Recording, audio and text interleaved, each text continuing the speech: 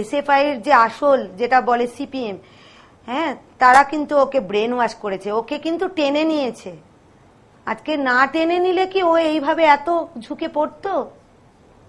তারা কিন্তু নিজেদের কার্যসিদ্ধি করেছে, দেখেছে একটা ভালো ট্যালেন্টেড ছেলে যে নিঃস্বার্থভাবে জান লড়িয়ে দেবে, আমাদের আগামী দিনের পথটাকে পরিষ্কার সুন্দরভাবে চলতে সাহায্য করবে।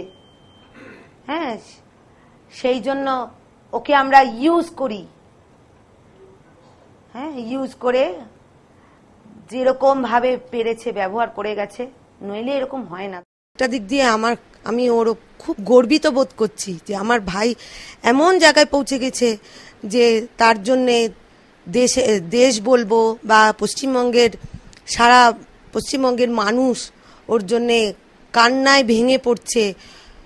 তারপরে দলীয় যে কর্মী বৃন্দ ছিলেন তারাও যে তার প্রতি শ্রদ্ধা জানিয়েছে, তারপরে বহু সাহায্য করেছে।